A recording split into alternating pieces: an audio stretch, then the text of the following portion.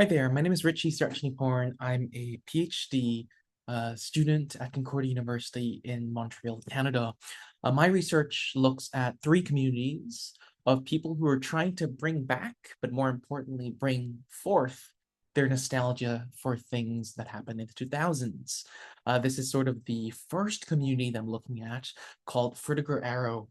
And sort of this was presented in conjunction with the Retrofuturism 4.0 Symposium hosted by Professor Ross Cole and Professor Michiel Kamp, as well as the Nostagain Network. So this is a sort of how do we understand Frutiger Aero as a retrofuturism, as something of a vision of the future that was promised to us in the past. Frutiger Aero folks know very well that that never really happened. The world that we'll talk about what that means never really came, hence the promised future. So I'm going to screen share right now what it's been like, 5 years of Zoom, and we still don't know how this thing works. So let's see. As such, Zoom. How's that? Starting right now. Here you go. So here we are. I'd like to ask you right now to think about something that you've been promised but you've never got, right? A text from a friend, a bedtime story from your parents, the orange juice your roommates said they'd pick up on the way back. What did you do? Well, we called a friend, although another friend, to gossip about the first one who never texted us back. We tell ourselves our own stories to bed with a tear in our eyes. And obviously, we drink our roommate's juice in the fridge. What I'm trying to say is this: we don't always get what we want, but we get to choose what we do with the second chance. For scholars like Ruth Levitas and Ernst Bloch, this second chance is what they call utopia. Usually we think about utopia as a sort of something far-fetched into the future, or a past ideal world lost to time. But Levitas describes utopia as, quote, the product of the conditions and concerns of the generating society. To translate, utopia is about the present as much as it rests in it. Hence, Bloch also says that utopia is a longing for the not yet that manifests itself in anticipatory illumination. We'll get to all this jargon, don't worry. Basically, Levitas and Bloch pitches that utopia is a gym mirror that reflects what is bad now. You're out of shape. And this sort of longing that you want to get better superimposes a version of you that is healthier and better. It's already halfway here. You just have to do it. Retrofuturisms, which is a vision of tomorrow promised in the past, rests in that funny line between wanting to and being able to act.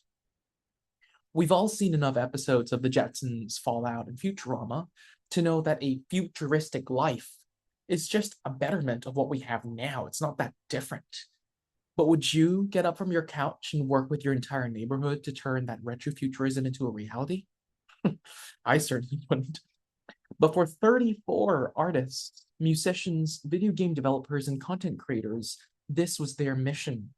For my PhD study, I asked all of these folks how they tried to bring back a vision of a world where technology thrived beside nature, where communities were clean, buildings were automated, seamless, and glossy, and every breath you took in that world seemed like the first plunge into a cold summer pool.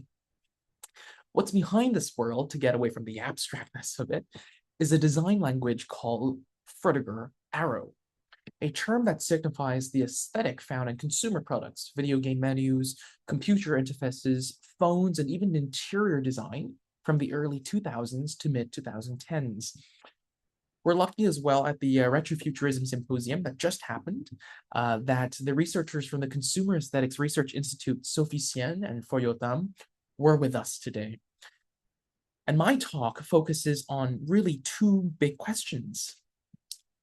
How did people become motivated to act, not to just dwell on, a retrofuturism that they called Frutiger Aero?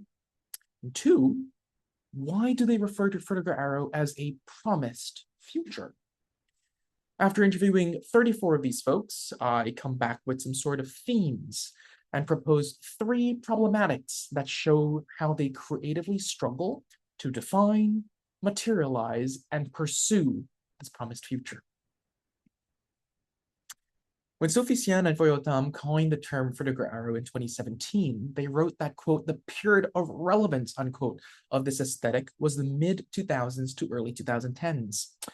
But from what I've learned from my participants, Frutiger Aero has always been relevant to them. Take Christian, for example, born in Italy and is the lead developer of the upcoming game Frutiger Space, where users can roam in glossy, saturated, and skeuomorphic worlds. It's a dream come true. Christian remarked to me that, quote, at the time, I didn't know this aesthetic had a name. I experienced it, however, on a daily basis. For example, Wii games like Mario Galaxy. I also had Windows 7 on my mother's laptop, and I love playing Purple Place. It's so beautiful, unquote. Another developer of the same game, Alan, who was born in Argentina, told me that his first memory of Frutiger was when he was 6 years old, but I didn't know what Frutiger Aero was. My mom's friend gifted me a t-shirt. It was my favorite t-shirt. It was a beach on it. It was a crab that was waving at you. And because of that t-shirt, I started to watch SpongeBob. I liked that vibe, but I didn't know the name yet, unquote. So for both of these game makers, Christian and Alan, Frutiger Aero never left them. Yet how did they come to know each other and work on Frutiger Space? This is where the first creative struggle of Frutiger Aero emerges, the problem of distance and displacement. Before I get talking about what they did, let's sort of review the common criticisms, right, of when people say, why do you bother bringing back this promised future? There's 3 main ones. Number 1, Frutiger Aero is a trend in the 2000s, right? It served its time. Basically, it was the past. Move on. Number 2, Frutiger Aero is a consumer aesthetic. It's tied to products that are now discontinued and obsolete. Good luck bringing them back. And number 3, Frutiger Aero is not a real-life place or location. So why wish for something non-physical to return? To sum up these 3 points is to recognize the distance, right? That it's been over 10 years since Frutiger Aero's period of relevance, per Sophie and Froyo, faded. And displacement, the fact that the world has moved on, and so there's no use left for these products, which looked like the promised future. They just no longer connect to servers, or they're no longer popular and compatible. But for Christian and Alan, their distance and displacement from their first memory of Frutiger Aero became a motivating force. Alan, for example, born in Argentina, held onto this, quote, vibe that he liked but didn't know the name of ever since he received that t-shirt and watched SpongeBob. Alan then spent years after that searching for something like it until he came across a Facebook group celebrating Frutiger Aero. Sadly, however, he recalled that, quote, that group was full of people who was posting everything but Frutiger Aero. It was a mess. I went ahead and asked the admin, can you delete these people? And he ended up deleting me, unquote. Alan's experience is not unique.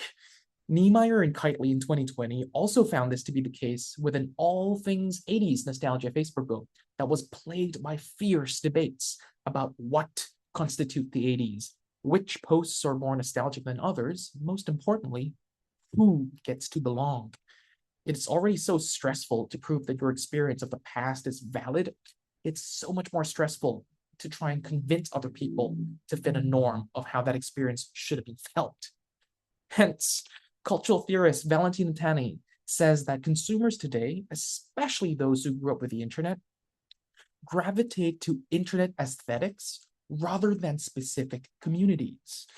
They explain that by holding onto a look, the affective, emotional, personal, and interpretive relationship one has with that aesthetic is prioritized. This gives the individual agency in self-identifying with a nostalgic aesthetic rather than a place or a time that has had to happen. And it takes away the burden from a group of Facebook admins to validate the nostalgicness of what you post and what you know. Thus, for Alan, he dealt with this distance and displacement, displacement, by creating his own Facebook group. And there, shortly after, he met Christian, whose nostalgia for this promised future also arose from his personal and digital memory. Christian, born in Italy, told me that, quote, during my childhood, I'm actually a big lover of nature. I always wanted to be a botanist. This, of course, didn't happen. I ended up studying completely different routes, a computer engineering degree in university, unquote. And so when Christian found Frutiger Aero through social media, like Alan did through Facebook and TikTok, Christian wanted to bridge the distance of his personal aspirations to work with nature and the displacement of currently trying to find something with more purpose of his coding and computer engineering skills. And so he tried to build a Frutiger Aero game. Together, Christian and Alan exchanged their desire to actualize this utopia, Frutiger Aero, with their own nostalgia. Svetlana Boym writes that reflective nostalgia is the realization that the past can never return. But importantly, she says, it is, quote, this defamiliarization and sense of distance which drives them to tell their story, unquote. Christian and Alan bonded over their love for media products that adopted this Frutiger Aero look, despite growing up in different countries. Together, they built Frutiger Space by recalling previous games, shows, and films in the past that gave them the same vibe they still couldn't name.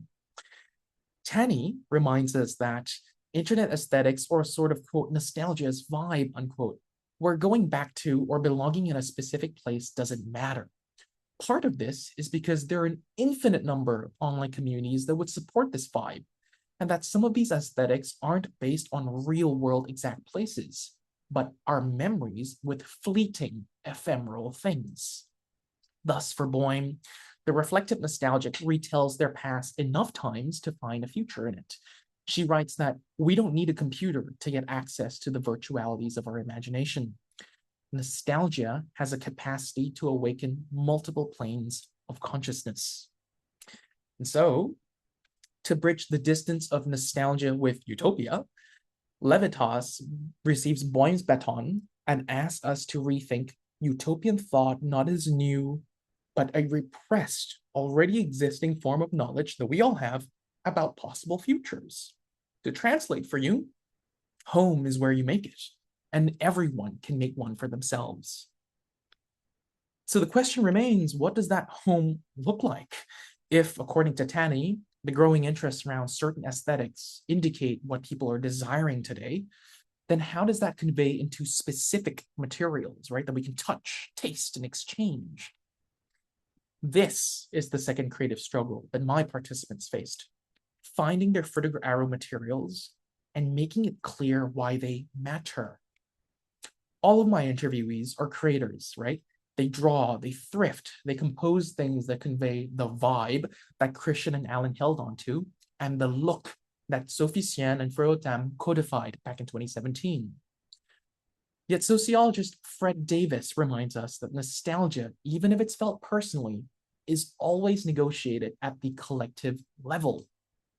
Even if it's in early days, it was a disease that killed Swiss mercenaries, English Navy men, and American patients diagnosed with melancholia, nostalgia mattered because a collective of doctors, then generals, then historians just said so. Today, the snowball is rolled the same way, but in a different direction.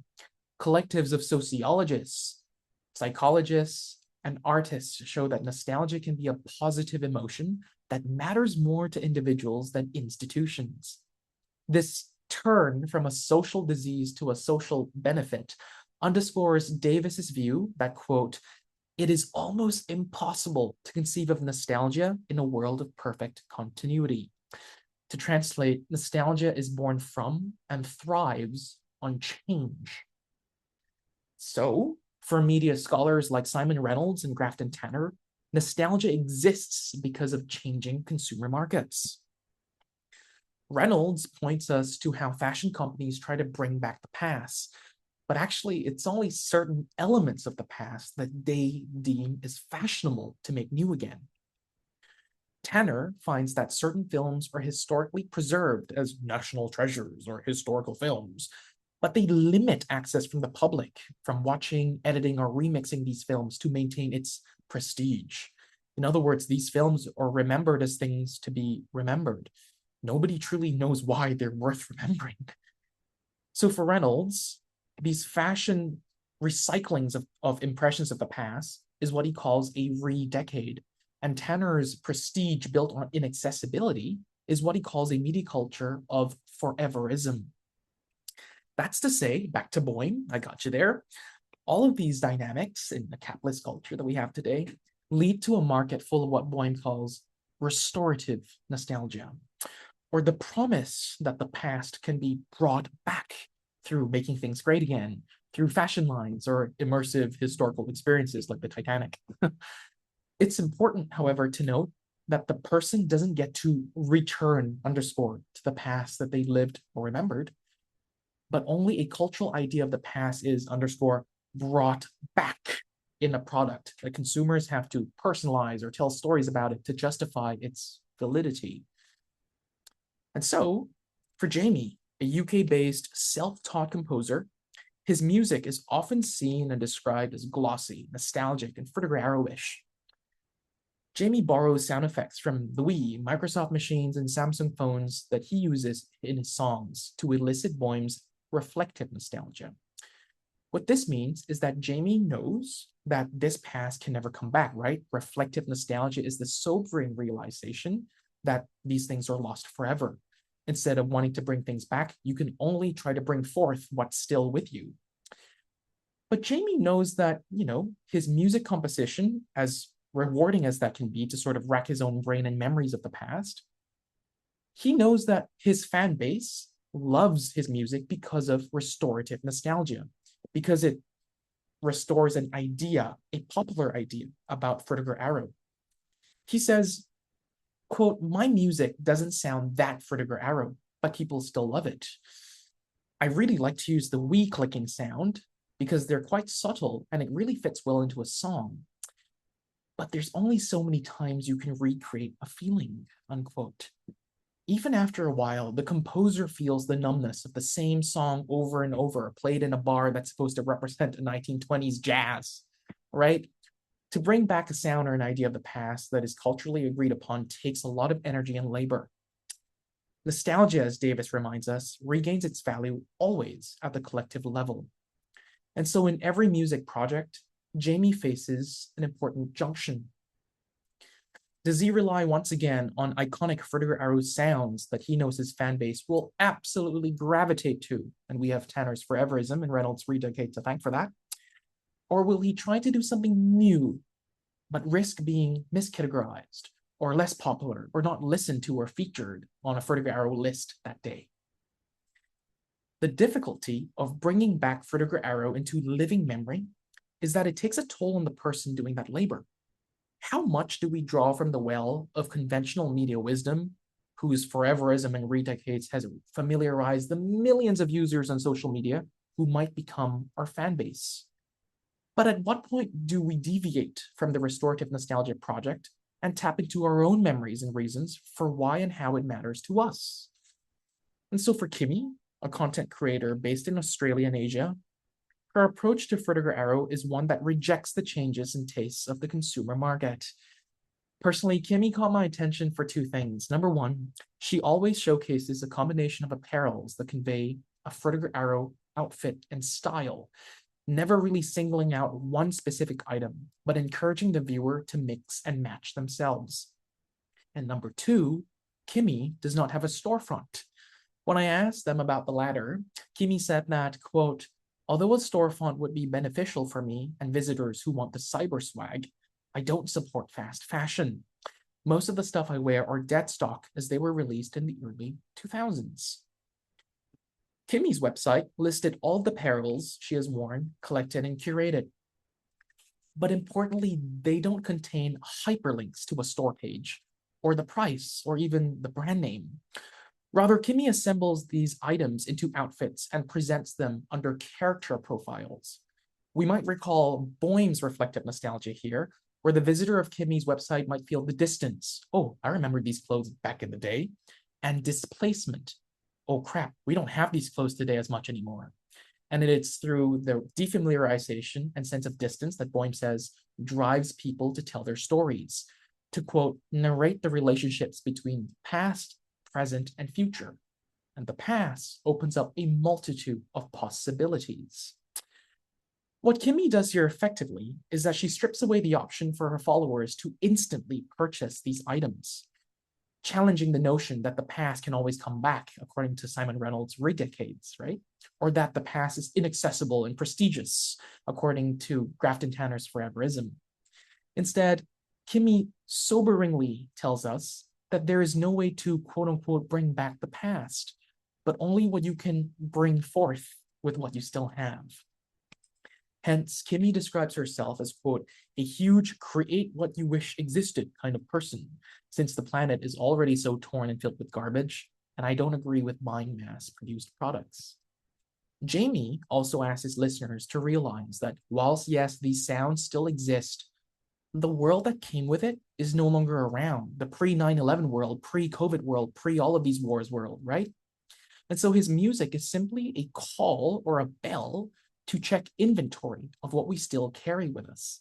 Jingles of the past that live as earworms in our heads, but more importantly, the realization that Frutiger Aero, quote, according to Jamie, represents a time before everything went a bit shit. It's not necessarily an aesthetic thing, it's more like a society thing. Right now it's war, everyone hates each other, but I do think it's achievable in the future, maybe 20 or 30 years' time, unquote. These choices, performed by creators like Kimmy and Jamie, carries Levitas's utopia on one hand, right? That people have the implicit, or as she says, repressed knowledge of what they want to make better, and Boehm's nostalgia on the other, the sobering reflective nostalgia of knowing that these items are no longer widely available.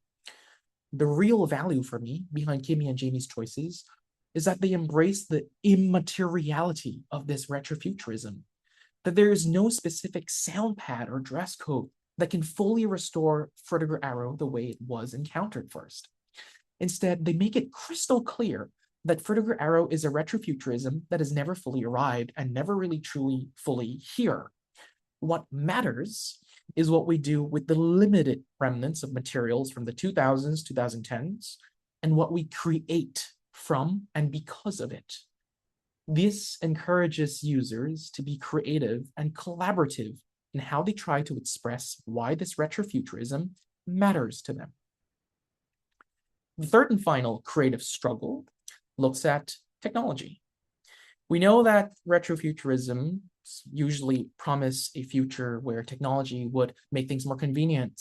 Perhaps they would sort of make things much more efficient and seamless, robots, helpers, etc.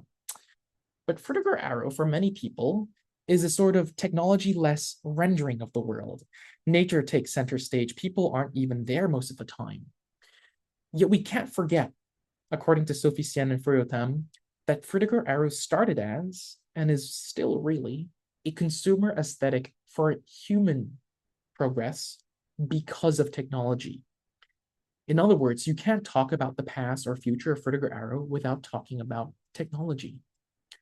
This is the third struggle that many of my participants had in trying to convey that promised technologically less world of Frutiger Aero, whilst not knowing really what to do with the question of technology. For many of my interviewees, they've become jaded by the promises of contemporary life. Andrian, a Montreal-based content creator, yearns for, quote, how glossy, shiny, and translucent everything was in their childhood. To be precise, they say it's a representation of how positive the arrival of modern technologies was seen at the beginning of the 2000s, unquote. But more than what these devices promise its consumers as users, quick internet access, instant connection, etc., Andrian holds onto the positive promise for consumers as people. Andrian notes how they were just simply sick and tired of running around after everybody to have real life interactions. Nobody made time anymore to actually see each other face to face. Technology is bad when it's out of balance, unquote. Sophie Sien can also tell you that the heart of Frutiger Aero is its humanism. Above the glossiness or the skeuomorphism of the tech that looked like that it didn't need people, really the main goal was to always bridge people together. Hence, Andrian's content revolves around thrifting for various items, and changing their living room to evoke the many sub-aesthetics of Frutiger Aero. This flexibility translates to Levitas's utopia that is repressed in all of us, and the reflective nostalgia that Boehm said would help us find new things if it's revisited, or in this case, removed around enough times. Andrian's wisdom is that achieving Frutiger Aero's promised future is, quote, all about the balance of old, present, and future technologies with nature. It's a technological concept after all, so we lack physical examples of FA decorations, unquote. By turning their living room into a template for the multiple ways we can live with this feeling, this vibe, and now all of these obsolete technologies, Andrian helps us begin to actualize a world right here, right now, where human, technology, and nature, whether they're glossy or not, can live in balance for and with each other. It's a philosophy that we practice. For Corey, who was born in Australia, his teenage years were spent on MSN, MySpace, and Facebook, which he labels as a nostalgia of the past for when he discovered Frutiger Aero. But his content is devoid of such devices in virtual spaces. You'll find that his videos are always a raised palm with two goblets that resemble the MSN logo, Eco and Aero, and a blurred backdrop of a Frutiger Aero place across Adelaide, Australia. Corey notes that, quote, people associate Frutiger Aero with technological hype because it is seen as art, unquote. Here we may be reminded by Bloch's definition of utopia as, quote, illuminatory anticipation, unquote. Basically, art that's really abstract and really deep usually evokes a feeling that demands articulation, which demands more feeling, which demands more articulation. The nostalgia is generative. Indeed, Corey's videos generates a lot of nostalgia that people debate of what they anticipate and expected Frutiger Aero to be. Hence, one person jokingly mocked Corey's content with a comment that said, bro steps outside equals Frutiger Aero. Bro sees grass equals Frutiger Aero. Corey's response to these criticisms that his Frutiger Aero content lacks technology is actually quite interesting. He says, when I hold the figures up, the focus is on them. What's in the background is in the background. That right there turns everything into Frutiger Aero. It's a feeling, unquote. Like Andrian, Corey centers on the feeling that we have towards the aesthetic above anything else. It doesn't matter if he stood in front of a building literally called Frutiger Aero or the Microsoft headquarters. They all blur into the background eventually. What matters is where we go next. Thus, for Corey, he focuses on what Frutiger Aero makes him feel: relaxed, focused, and passionate about preserving nature, human, and technology futures. If we all slow down to feel and picture the kind of world we want to live in, then whatever we do afterwards is always a step forward towards it. Corey, of course, still recognizes that Frutiger Aero depends on technology and welcomes it. He says, I would love to see people do more of this content around the world in places I can't access, using their phones, the goblets, and even the location pin that's virtually on every social media app. Striking that balance of technology, nature, and human is key. So, if we now know, according to Boehm, Tanny, and Levitas, that every single one of us, whether or not we're nostalgic for a time that has happened, that has not yet happened, Koenig's Anemoa, nostalgia for a future you haven't, or a past you haven't experienced, or you're nostalgic for a thing that did happen but never really come to fruition, all of this is usable. It's not in fantasy, it's not lost to the past. This is still repressed or soberingly with you. Boehm reminds us, reflective nostalgia, that it's not about what you can bring back, but what you can bring forth with what you still have. Then, of course, knowing now that we can actually use what we have, what we feel, what we remember, then we rely on making sure that we don't buy into the promises that Tanner and Reynolds and Davis says that is the collective nostalgia phenomenon, or what Boehm calls restorative nostalgia, that we don't buy into the promise that this promised future is instantly accessible with Lipton's iced tea that just recently came out, or Microsoft's Clippy ads on TikTok, right? Yeah, they're just sort of fleeting remnants of what we had. but they're not exactly what we can have, because Frutiger Aero is way more than a drink or an interface, right? Knowing that we shouldn't fall into the pitfalls of restorative nostalgia, and knowing also that reflective nostalgia is a calling for collaborative work rather than individual work, perhaps we can then start to realize that the promised future was never really ahead or behind us, but it was always right here. That future has always left us with promises that we've continued to act on, like these 34 participants I've talked to. The future continues to be promising, continues to be present, and continues to be nostalgic for the future we all want to have together. Thank you very much. If you want to learn more about the research, you can always reach out to me at srirachanikorn@gmail.com. That's my last name, at gmail.com, or search my username up, Richy.Srirachanikorn, or together, on Instagram. I'd be more than happy to realize that future with you. Thanks again for everybody in this research for letting me talk to them. It is a big honor for being so welcoming, as well as the Nostagain Network, Dr. Ross Cole, Dr. Michiel Kamp, who hosted the Retrofuturism Symposium where this was spoken at. Thank you to Sophie Sian and Foyotam and the Consumer Aesthetics Research Institute for giving us a name of a friend we can all bond with, our mutual connection. And most of all, to my supervisor, Dr. Bart Simon, for letting me cross this Windows XP hill that has turned out to be the joy of my life. Thank you very much, and talk to you later when I analyze more of the research. Here we go. How do I pause? Boom.